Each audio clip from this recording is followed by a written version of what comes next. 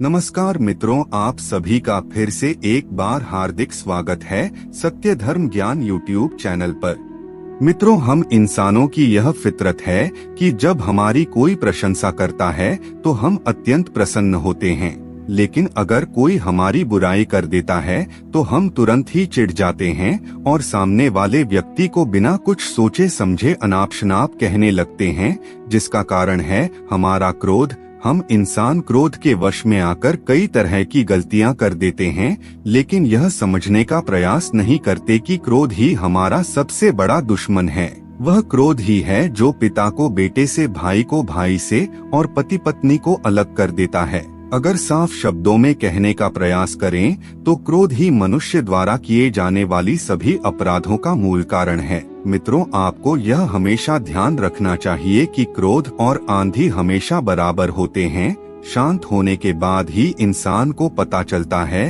कि इससे उन्हें कितना नुकसान हुआ है, और यही कारण है कि भागवत गीता में भगवान श्री कृष्ण जी ने क्रोध को नरक का रास्ता बताया है। आज हम आप लोगों को इस वीडियो के माध्यम से बताएंगे कि क्रोध क्या है और भागवत गीता में भगवान श्री कृष्ण ने क्रोध को नियंत्रण करने के लिए कौन से उपाय बताए हैं। इसीलिए अगर आप भी इसके बारे में विस्तार पूर्वक जानना चाहते हैं तो आप हमारे इस वीडियो में अंत तक जरूर बने रहिए। आइए सब मिलकर जानते हैं। लेकिन मित्रों, वीडियो में आगे बढ़ने से पहले अगर आप पहली बार हमारे चैनल पर आए हैं और अभी तक आपने हमारे चैनल को सब्सक्राइब नहीं किया है तो कृपया अभी हमारे चैनल को सब्सक्राइब कर लीजिए, ताकि आपको रोजाना ऐसे ही शास्त्रों में लिखित जानकारियाँ मिलती रहे।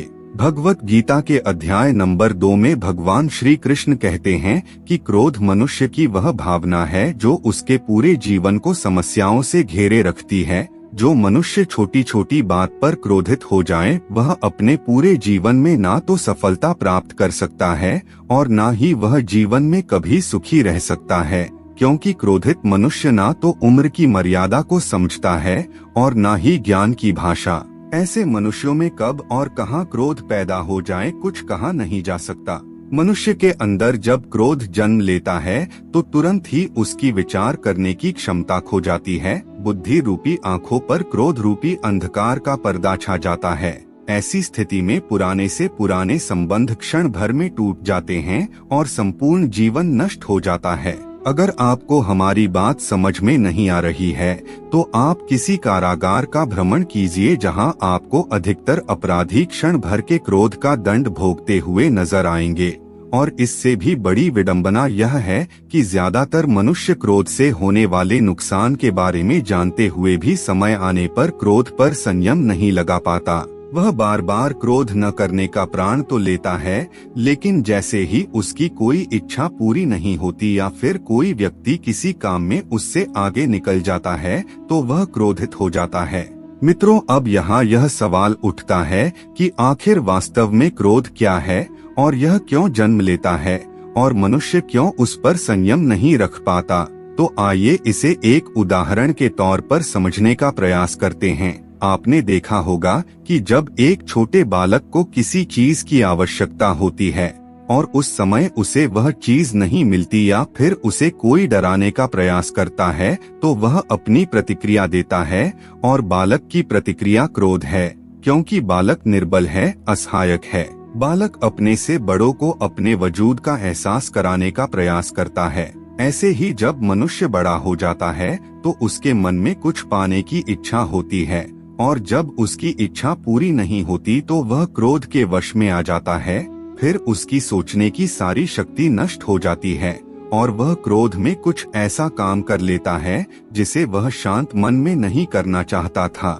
इसके अलावा जब मनुष्य के अहंकार को घाव लगता है या उसे किसी से डर लगता है या फिर उसे कोई वस्तु प्राप्त नहीं होती तो मनुष्य को क्रोध आने लगता है, लेकिन फिर भी हम अपना क्रोध कम करना बंद नहीं करते। मनुष्य को सब पता है कि उसे क्रोध से कुछ नहीं मिलने वाला, चाहे वह सम्मान हो या संपत्ति हो, प्रेम हो या फिर सुरक्षा हो, उसे क्रोध से कुछ नहीं मिलता है। मिलता है तो केवल प्रयासों से, कार्य करने से और बुद्धि पूर्वक विचार करने से।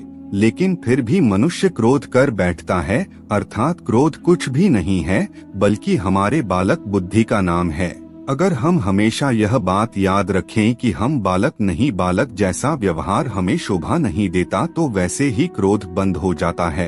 भगवान श्री कृष्ण आगे भागवत गीता के अध्याय नंबर 2 में कहते हैं कि मनुष्य को चाहिए कि जब जीवन में कभी मनुष्य को पहली बार क्रोध आए और जब उसका क्रोध शांत हो जाए, तो मनुष्य को चाहिए कि वह क्रोध से हुए नुकसान की एक सूची बनाए, और जब कभी उसे ऐसा लगने लगे कि वह फिर क्रोध के वश में हो सकता है, तो वह उस सूची को ध्यान से पढ़े, जिससे वह क्रोध के वश में आने से आसानी से बच सकता है। इसके अलावा भागवत गीता के अध्याय 3 में भगवान श्री कृष्ण यह भी बताते हैं कि जब कोई मनुष्य किसी वस्तु या व्यक्ति के बारे में बार बार सोचने लगता है, तो उसके मन में वह वस्तु या व्यक्ति के प्रति धीरे धीरे लगाव होने लगता है, और लगाव से इच्छा उत्पन्न हो जाती है, और जब उसकी वह इच्छा पूरी नहीं हो पाती तो वह क्रोधित हो जाता है।